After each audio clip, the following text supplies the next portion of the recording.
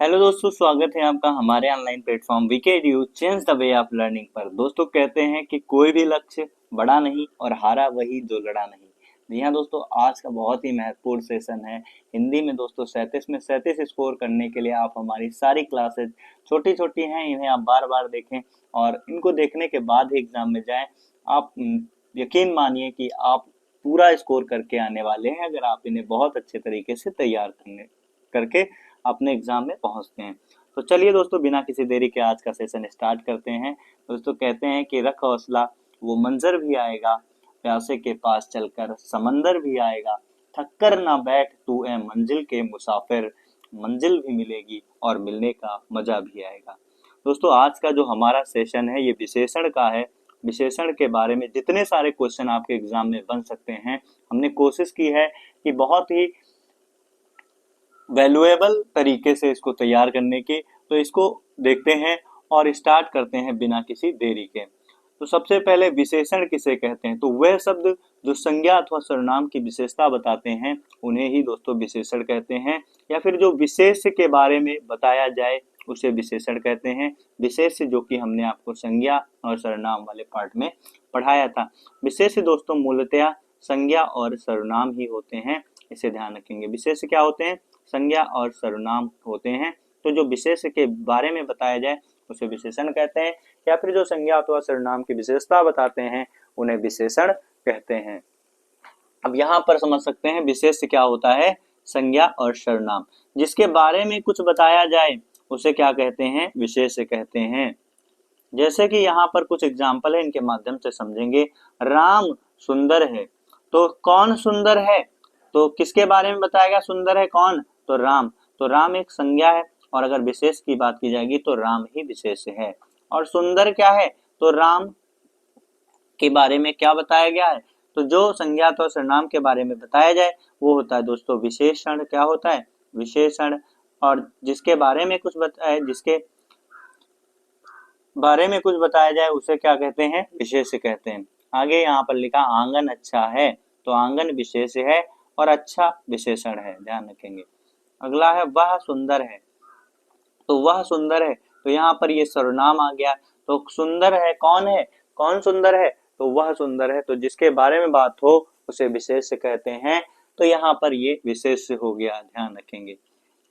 आगे रात काली अंधेरी है, रात काली अंधेरी है, तो पहली बात रात की विशेषता है, काली और अंधेरी है, तो ये आपका विशेष हो गया। और विशेष संज्ञा अथवा सर्वनाम कुछ भी हो सकता है। ठीक है। वह श्रेष्ठ उपासक है, तो उसके बारे में बताया गया कि श्रेष्ठ उपासक है, तो यहाँ पे वह क्या हो जाएगा?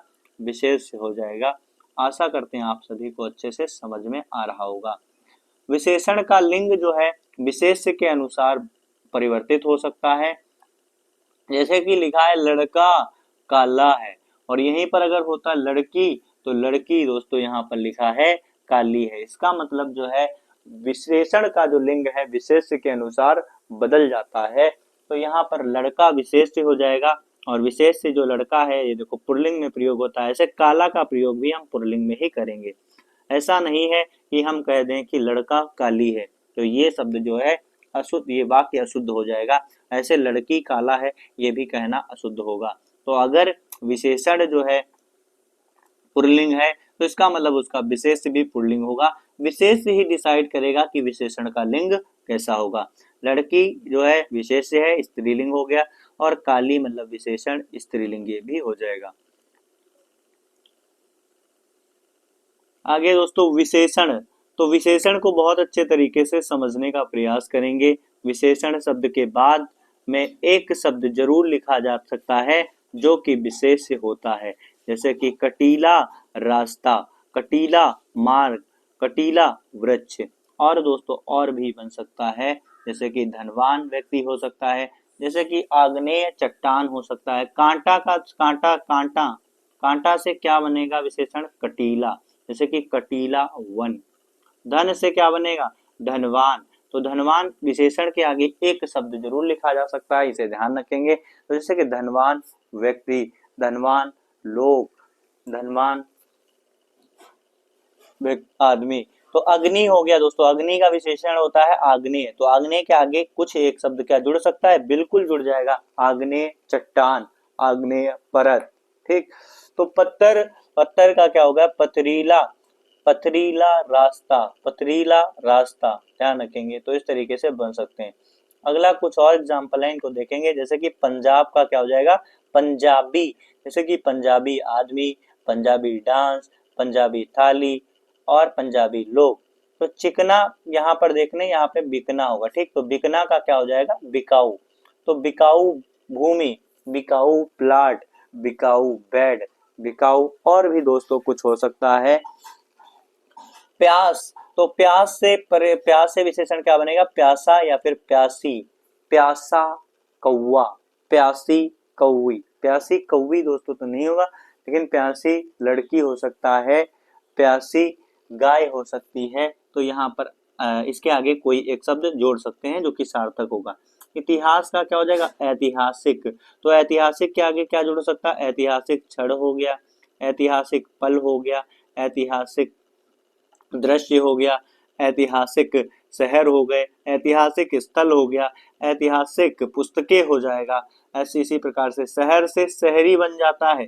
तो शहरी के आगे क्या कुछ जुड़ सकता है? बिल्कुल, शहरी लोग, शहरी गाने, शहरी कपड़े। तो ऐसे बन सकता है। मौसम आज कैसा है? तो यहाँ पर मौसम क्या है? तो मौसम दोस्तों विशेष है, ध्यान रखेंगे। मौसम किसी भी चीज की विशेषता नहीं बताता, इसलिए विशेष है। आगे यहाँ पर कुछ शब्द हैं, इनका जो है विशेषण देखेंगे। जैसे कि अध्यात्म का विशेषण क्या होगा? आध्यात्मिक। तो आध्यात्मिक से कौन कौन से शब्द जुड़ सकते हैं? आध्यात्मिक पुस्तक हो गए, आध्यात्मिक लोग हो गए, आध्यात्मिक समाज हो गया। समाज से क्या हो जाएगा? सामाजिक, सामाजिक लोग, सामाजिक रीतियां, सामाजिक न्याय। तो ये सब जैसे समाज हो गया। सप्ताह से बनेगा साप्ताहिक, साप्ताहिक पत्रिका, साप्ताहिक धमाका, साप्ताहिक पक्ष। तो ऐसे अन्य शब्द बन सकते हैं। तात्काल का हो जाएगा तात्कालिक हो जाएगा। खतरा का विशेषण दोस्तों होता है खतरनाक, खतरनाक लोग, खतरनाक। ठीक है, ध्यान रखेंगे। लंबाई का क्या हो जाएगा? लंबा, लंबे लोग हो गया। जैसे तूफान का क्या हो जाएगा? तो तूफान का हो जाता है तूफानी, तूफान का हो जाएगा तूफानी, तूफानी लोग, तूफानी आदमी, तूफानी बेड़ा। सप्ताह से बनता है साप्ताहिक। टिक, टिकना से बनता है दोस्तों टिकाऊ। आदर्श से बनेगा आदरणीय, आदरणीय लोग, आदरणीय पिताजी। संस्कृति से बन जाएगा सांस्कृतिक। तो सांस्कृतिक से कौन से इसके आगे जुड़ सकते हैं? सांस्कृतिक कार्यक्रम, सांस्कृतिक क्षण, सांस्कृतिक उत्सव, सांस्कृतिक महोत्सव। ठीक, तो ये सब इस तरीके से इनमें जो है जुड़ सकते हैं। भूगोल का दोस्तों विशेषण क्या होगा? भौगोलिक, भौगोलिक विषय। उद्योग से क्या हो जाएगा? औद्योगिक। विज्ञान से क्या हो जाएगा? वैज्ञानिक, ध्यान रखेंगे। विशेषण के भेद कितने होते हैं? इसे याद कर लेंगे दोस्तों। विशेषण के मूलतः कितने भेद होते हैं? तो विशेषण मूलतः 4 भेद होते हैं। कौन कौन से होते हैं? संख्यावाचक विशेषण, परिमाणवाचक विशेषण, सार्वनामिक विशेषण और गुणवाचक विशेषण। तो एक बार पुनः रिपीट कर दे रहे हैं। विशेषण के मूलतः 4 प्रकार के होते हैं: संख्यावाचक, परिणामवाचक, सार्वनामिक विशेषण और गुणवाचक विशेषण। अगला क्या है? बनारसी दोस्तों। बनारसी स्थानवाचक और गुणवाचक, स्थानवाचक है, तो इसलिए जो स्थानवाचक होते हैं उनको गुणवाचक के अंतर्गत आते हैं। जैसे कि बनारसी साड़ी दोस्तों, बनारसी साड़ी बहुत फेमस है। तो बनारसी साड़ी, तो जैसे कि जब कोई भी शब्द जो है उसके आगे कोई एक सार्थक शब्द जुड़ जाता है तो वो विशेषण होता है। कम से कम एक शब्द जुड़ ही सकता है। बनारसी साड़ी हो सकते हैं, बनारसी कपड़े हो सकता है, कुछ और भी हो सकता है। जोधपुरी जूती दोस्तों, बीकानेरी वस्त्र हो गया, बनारसी साड़ी हो गया। तो ये सारे गुणवाचक विशेषण हैं, इसे ध्यान रखेंगे। आगे है इलाहाबादी अमरूद मीठे होते हैं। कैसे होते हैं? मीठे। तो यहाँ पर इलाहाबादी लिखा है तो ये स्थान को प्रदर्शित करता है, और अमरूद है तो स्वाद को भी दर्शाएगा, तो इसलिए इसे गुणवाचक में रखेंगे। अगला है निपट। कहेंगे निपट, तो निपट के आगे कुछ जोड़ा जा सकता है? बिल्कुल, निपट मूर्ख, निरा। निपट का अर्थ होता है निरा भी कह सकते हैं। निपट निरा बात एक ही है। तो यहाँ पर ये परिणामवाचक विशेषण के अंतर्गत आता है। आगे लिखा है, यहाँ पर इसको समझेंगे, ये यहाँ से बहुत सारे प्रश्न बनते हैं, तो इसको बहुत अच्छे तरीके से समझ के एग्जाम में पहुंचेंगे। लिखा है यहाँ 4 छात्र बैठे हैं, तो 4 छात्र मतलब संख्यावाचक हो जाएगा। बहुत ध्यान से देखेंगे। 2 किलो चीनी लाओ, तो चीनी दोस्तों तौला जा सकता है, और जिसकी माप तौल होती है वो परिमाणवाचक में आते हैं। किसमें आते हैं? परिमाणवाचक में। 2 किलो चीनी लाओ परिमाणवाचक में आएगा। आगे लिखा है वह लड़का जा रहा है, तो जब भी दोस्तों एक संज्ञा शब्द के पहले सर्वनाम का प्रयोग हुआ हो, ध्यान से सुनेंगे, जब संज्ञा शब्द के पहले सर्वनाम का प्रयोग हो तो उसे कहते हैं सार्वनामिक विशेषण। और इस तरीके के प्रश्न बहुत ज्यादा पूछे जाते हैं, किसमें कौन सा विशेषण है, तो कंफ्यूजन नहीं होनी चाहिए। इसे क्या कहा जाएगा? सार्वनामिक विशेषण। जबकि यहाँ पे लिखा भी है जब सर्वनाम के तुरंत बाद संज्ञा शब्द आए तो उसे क्या कहते हैं? सार्वनामिक विशेषण। आगे लिखा है वह ईमानदार है, तो वह ईमानदार है तो कौन सा विशेषण है? गुणवाचक विशेषण। जहां पर गुण दोष आकार और अवस्था आए वहां पर गुणवाचक विशेषण होता है। आगे बढ़ेंगे। विशेषण की स्थिति के आधार पर कितने भेद होते हैं? तो विशेषण की स्थिति के आधार पर 2 भेद होते हैं, एक तो उद्देश्य विशेषण और दूसरा विधेय विशेषण। विशेषण की स्थिति विशेष्य के पहले आए तो उसे उद्देश्य विशेषण कहते हैं, और जबकि दोस्तों विशेषण की स्थिति अगर विशेष्य के बाद हो तो उसे विधेय विशेषण कहते हैं। इसे आप याद कर लें। जब विशेषण विशेष्य के पहले आए, जैसे कि आप लोग समझ सकते हैं, विशेषण अगर विशेष्य से पहले आता है, जैसे कि आप समझ लेंगे कि वे बुद्धिमान लड़के हैं, वे बुद्धिमान लड़के हैं, तो बुद्धिमान लड़के, तो यहाँ पर उद्देश्य विशेषण हो जाएगा। लेकिन जब दोस्तों पहले विशेष्य आए और बाद में विशेषण आए तो होता है विधेय विशेषण। जैसे कि राम अच्छा है, तो ये आपका जो है विधेय विशेषण होगा। इसको आगे एग्जाम्पल के माध्यम से हम अच्छे से समझेंगे। यहाँ पर देखेंगे मेरा लड़का आलसी है, तो आलसी दोस्तों विशेषण है और विशेष्य ये है लड़का, तो ये आपका विधेय विशेषण होगा, ध्यान रखेंगे। मेरा घोड़ा काला है, तो घोड़ा विशेष हो गया विशेषण, पहले विशेष फिर विशेषण, तो विधेय विशेषण होगा, ध्यान रखेंगे। वैरागियों का यह संसार मिथ्या प्रतीत होता है, वैरागियों को यह संसार मिथ्या प्रतीत होता है, तो पहले विशेष है फिर विशेषण है, तो ये आपका विधेय विशेषण होता है। आगे देखेंगे मेरा आलसी लड़का कहाँ है, तो मेरा आलसी लड़का कहाँ, ये कैसा विशेषण है? उद्देश्य विशेषण। तो विशेषण हो गया आलसी और विशेष्य हो गया दोस्तों लड़का। तो पहले विशेषण बाद में विशेष हो तो उसे उद्देश्य विशेषण कहते हैं, जिसमें पहले विशेष्य होता है बाद में विशेषण होता उसे विधेय विशेषण कहते हैं। अगला ये देखो लिखा है सालों बाद उसका प्रवासी पति वापस लौटा है, विशेषण कौन सा है? तो विशेषण होता है प्रवासी और पति विशेष हो गया, अर्थात ये किसका एग्जाम्पल है आप लोग कमेंट सेक्शन में छाप देंगे। तो अगला है प्राविशेषण। प्राविशेषण जो है विशेषण की विशेषता बताते हैं। समा बहुत सुंदर है, तो समा बहुत सुंदर है, तो यहाँ पर समा जो है विशेष्य है और विशेषण क्या है? सुंदर है। समा की विशेषता क्या है? सुंदर है, लेकिन जो विशेषण की भी विशेषता बताएं उसे प्राविशेषण कहते हैं। तो समा सुंदर है, कितनी सुंदर है भाई? बहुत सुंदर है। तो समा बहुत सुंदर है, तो यहाँ पर बहुत क्या हो जाएगा? प्राविशेषण हो जाएगा। आशा करते हैं आपको समझ में आ गया होगा। यह कम आलसी है, तो यह कम आलसी है, तो यह दोस्तों विशेष्य हो गया, और यह कैसा है? आलसी है। कैसा है? आलसी है, तो ये इसकी विशेषता हो गई। और आलसी, कितना आलसी है? कितना आलसी है, तो ये कम आलसी है, तो कम क्या हो जाएगा? ये विशेषण की विशेषता बता रहा है, प्राविशेषण हो जाएगा। तो आपको प्राविशेषण अच्छे से समझ में आ गया होगा। अगर कोई भी प्राविशेषण से प्रश्न आता है तो वादा करिए कि आपका प्रश्न बिल्कुल भी गलत नहीं होना चाहिए। मेरा कुर्ता पैजामा 3.5 में 3.5 मीटर का कपड़ा लगेगा, ध्यान से सुनेंगे। मेरे कुर्ता पैजामा में 3.5 मीटर कपड़ा लगेगा, तो यहाँ पर 3.5 मीटर मतलब निश्चित है, तो इसे कहेंगे निश्चित परिमाणवाचक विशेषण। आगे बढ़ेंगे दोस्तों, पूरा समझेंगे क्योंकि विशेषण विशेष से बहुत सारे प्रश्न बनते हैं। पिछले बार उत्तर प्रदेश पुलिस में बहुत सारे प्रश्न पूछे गए हैं, तो इस सेशन को कम से कम आप 3 बार जरूर देखकर एग्जाम से पहले पहुंचे। और हिंदी में दोस्तों 37 में 37 से स्कोर करके आना है अपने एग्जाम में। सब कुछ यहीं से कंप्लीट कराया जाएगा। गाय 5 लीटर दूध देती है, 5 लीटर दूध देती है, मतलब निश्चित है कि 5 ही लीटर देती है, तो ये निश्चित परिमाणवाचक विशेषण हो गया। आगे लिखा है गाय थोड़ा दूध देती है, थोड़ा मतलब पता नहीं कितना देती है, तो इसे कहेंगे अनिश्चित परिमाणवाचक विशेषण।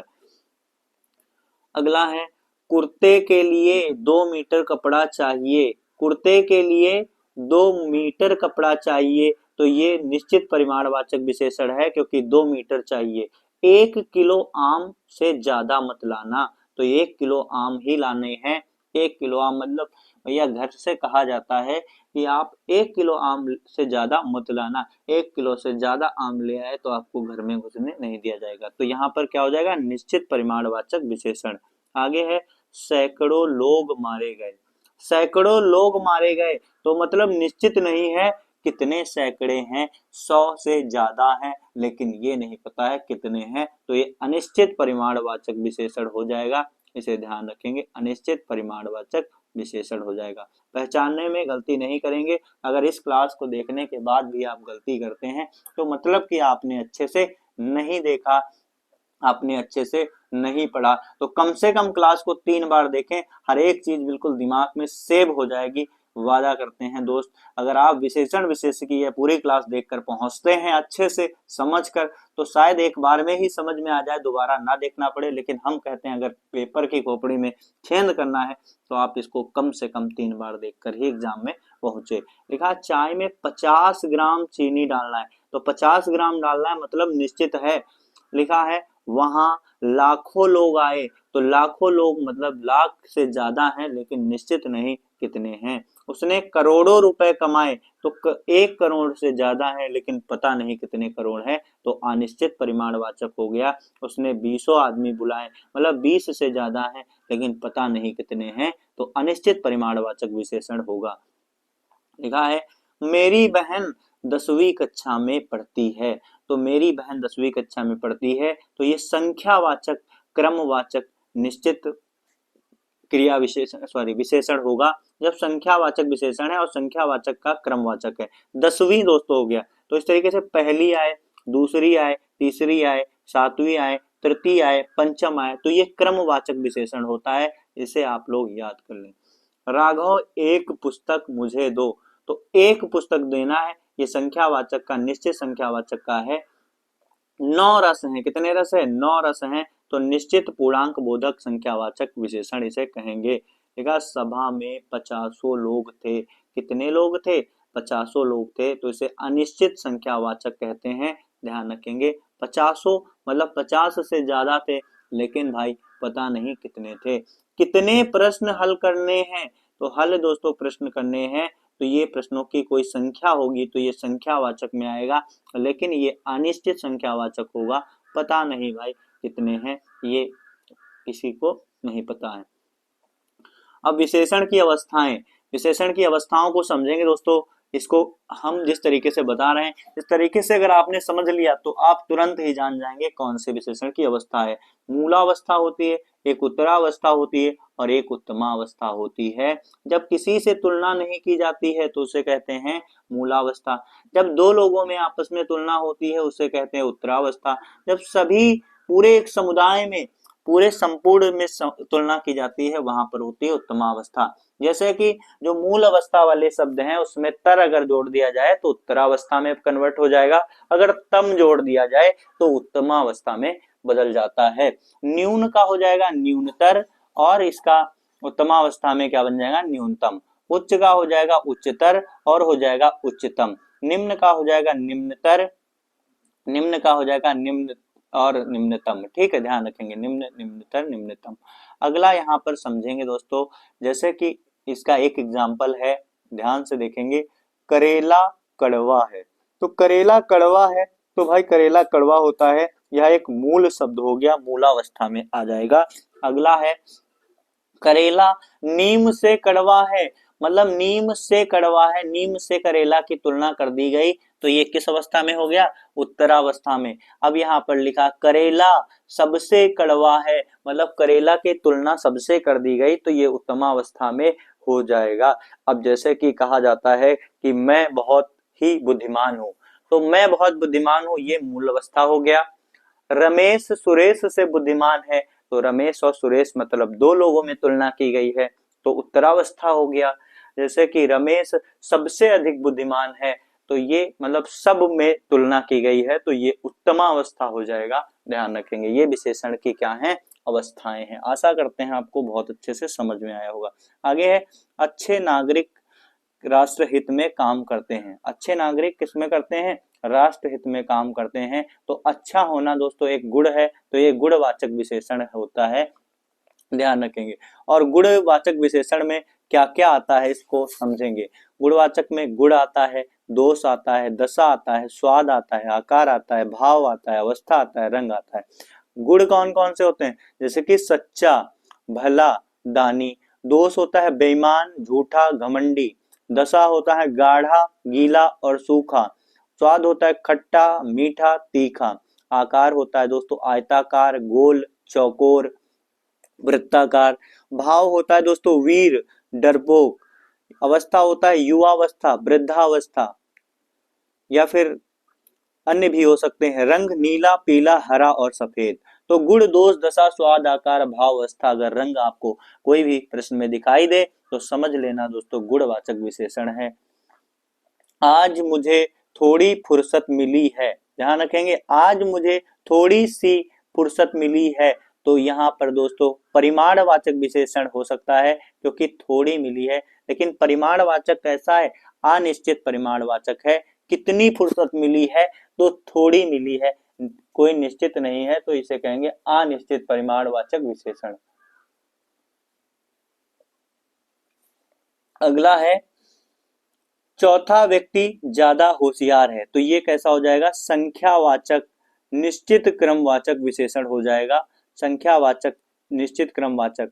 आवृत्तिवाचक क्या है, तिगुना और चौगुना, तिगुना और चौगुना और पांच गुना, छह गुना, जिसमें गुना आए तो वो आवृत्तिवाचक होता है। प्रत्येक बोधक कौन कौन से होते हैं, जैसे कि हर एक, एक एक, प्रत्येक आदमी। अगला है यह आदमी जबरदस्त है, यह आदमी जबरदस्त है, तो ये सार्वनामिक विशेषण होता है। हमने बताया था सार्वनामिक विशेषण किसे कहते हैं, जब एक संज्ञा शब्द के पहले सर्वनाम शब्द आता है तो उसे सार्वनामिक विशेषण कहते हैं। यह कार मेरी है, तो ये भी सार्वनामिक विशेषण है। मूल सार्वनामिक विशेषण यह और वह होते हैं। यौगिक सार्वनामिक विशेषण ऐसा और वैसा होता है। ऐसा आदमी नहीं देखा है, तो ये यौगिक सार्वनामिक विशेषण होता है। क्या होता है, यौगिक सार्वनामिक विशेषण। ध्यान रखेंगे। अगर लिखा जाए कि वह पुस्तक मेरी है, तो ये मूल सार्वनामिक विशेषण। लेकिन कहा जाए कि वैसा जो है कोई व्यक्ति नहीं है, तो यहाँ पर वैसा अगर आता है तो यौगिक सार्वनामिक होगा। तीन दोस्तों क्या है, गणनावाचक विशेषण है। तीसरा जो है क्रमवाचक है। तिगुना दोस्तों आवृत्तिवाचक है। और तीनों दोस्तों एक समुदाय का बोध करा दे, जैसे कि तीनों व्यक्ति, तो यहाँ पर क्या हो जाएगा, समुदायवाचक हो जाएगा। दूसरा जैसे कि पहली पुस्तक, चौगुना दोस्तों हो गया, तो ये आवृत्तिवाचक हो जाएगा। आशा करते हैं आपको बहुत अच्छे तरीके से समझ में आया होगा। तो दोस्तों आज का सेशन यहीं तक है। आशा करते हैं आप सभी दोस्तों को बहुत अच्छे तरीके से समझ में आया होगा।